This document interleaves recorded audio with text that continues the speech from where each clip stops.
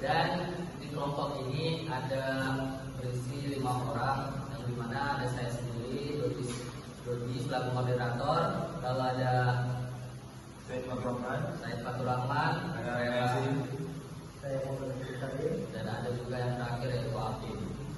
Kami sejalan. Oke, langsung saja saya akan membahas tentang profil teori Six Sigma. Jadi di Six Sigma adalah pendekatan manajemen mutu yang berfokus pada pengurangan kesalahan atau defect dan peningkatan kualitas proses melalui pengambilan keputusan berbasis data dalam pendidikan. Six Sigma digunakan untuk meningkatkan kualitas pembelajaran, layanan sekolah, dan mutu lulusan secara sistematis dan berkelanjutan. Lalu prinsip-prinsip dari utama Six Sigma. Yang pertama itu fokus pada pelanggan atau siswa dan orang tua. Lalu ada pengambilan keputusan berbasis data dan fakta, pengurangan variasi dan kesalahan proses, pembangkang.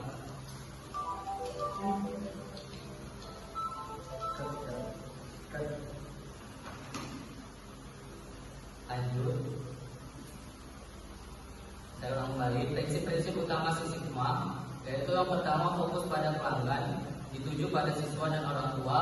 Lalu yang kedua pengambilan keputusan berbasis data dan fakta, pengurangan variasi dan kesalahan proses.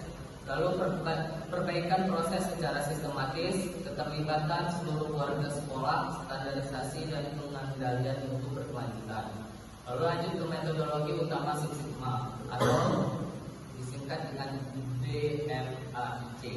Nah, di Six Sigma menggunakan metode DMAIC, yaitu define atau menentukan masalah dan tujuan perbaikan. Lalu ada measure, mengukur kinerja proses. Lalu ada analis, menganalisis akar penyebab masalah. Lalu ada improve, melakukan perbaikan proses. Lalu yang terakhir kontrol, mengendalikan dan menjaga mutu. Baik, selanjutnya akan dijelaskan oleh Afif. Baik, selanjutnya yaitu penerapan Six Sigma pada kompetensi dan proses manajemen guru. Penerapan Six Sigma pada bidang kompetensi dan proses manajemen guru di Argentina bertujuan untuk meningkatkan kualitas pengajaran secara berkelanjutan. Madrasah memulai dengan mengidentifikasi permasalahan seperti variasi kemampuan mengajar guru, penggunaan metode pembelajaran yang kurang inovatif, serta belum meratanya hasil supervisi akademik. Melalui tahapan lain, madrasah menentukan standar kompetensi guru yang diharapkan. Pada tahap measure dilakukan pengukuran kinerja guru melalui hasil supervisi kelas, kehadiran serta capaian hasil belajar siswa. Tahapan analyze digunakan untuk mengetahui penyebab utama seperti kurangnya pelatihan atau pemanfaatan media pembelajaran. Tahap improve dilakukan dengan mengadakan latihan workshop dan pendampingan guru secara berkala. Selanjutnya, pada tahap kontrol, madrasah menetapkan evaluasi rutin dan standar kinerja guru agar peningkatan profesionalisme dapat dipertahankan. Baik, selanjutnya akan saya jelaskan yaitu penerapan Six Sigma pada sarana dan prasarana. Nah, di dalam bidang sarana dan prasarana, Six Sigma diterapkan untuk mengurangi kerusakan fasilitas yang berulang serta meningkatkan kenyamanan lingkungan belajar. Lalu permasalahan yang sering muncul antara lain yaitu kerusakan meja dan kursi, pencahayaan yang kurang optimal, serta fasilitas pendukung pembelajaran yang belum merata. Lalu pada tahap define, madrasah mengidentifikasi sarana yang paling sering mengalami kerusakan. Lalu tahap measure dilakukan dengan mendata frekuensi kerusakan dan biaya perbaikan. Pada tahap analis, madrasah menganalisis penyebab utama seperti pemeliharaan yang tidak terjadwal atau penggunaan fasilitas yang kurang tertib. Lalu tahap improve dilakukan dengan menyusun jadwal pemeliharaan rutin, perbaikan bertahap, serta pengadaan sarana sesuai prioritas. Tahap kontrol dilakukan melalui pengawasan berkala agar fasilitas tetap terjaga dan mendukung proses pembelajaran. Selanjutnya akan dijelaskan oleh Bung Jaki. Baik, selanjutnya itu ada penerapan Six Sigma dalam manajemen tata kelola sekolah. Jadi penerapan ini sudah terbukti mampu meningkatkan efektivitas dalam profesionalitas pengelolaan secara sekolah secara sistematis dan berkelanjutan. Melalui pendekatan baik, sekolah ini dapat mengidentifikasi permasalahan tata kelola, analisis penyebabnya, serta melakukan perbaikan yang terukur dan berbasis data.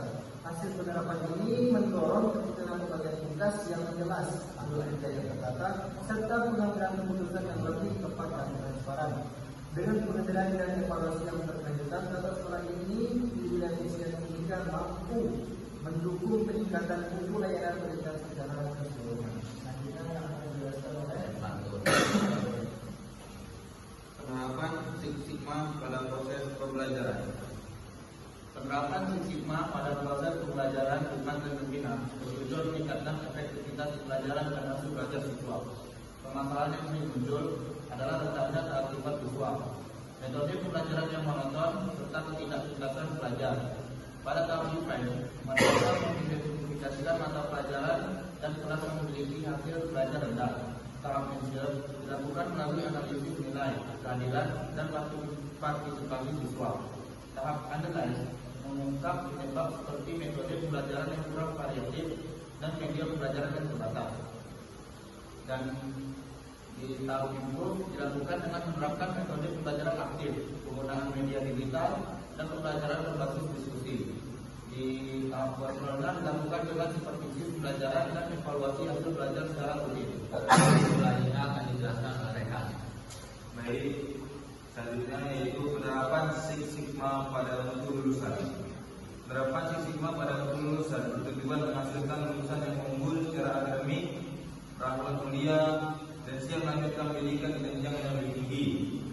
Permasalahan yang dianalisis meliputi ketidaksesuaian antara hasil pembelajaran dan kompetensi lulusan yang diharapkan. Pada tahap define, madrasah menetapkan standar mutu lulusan. Tahap measure dilakukan dengan mengukur capaian akademik dan non-akademik siswa. Tahap analisis digunakan untuk menilai kesesuaian kurikulum dan proses pembelajaran. Tahap improve dilakukan dengan penguatan pembinaan akademik dan karakter siswa. Tahap kontrol dilakukan melalui evaluasi lulusan dan umpan balik dari alumni.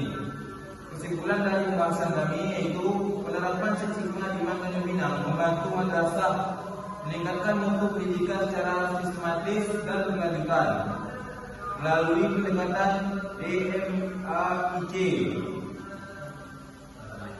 Setiap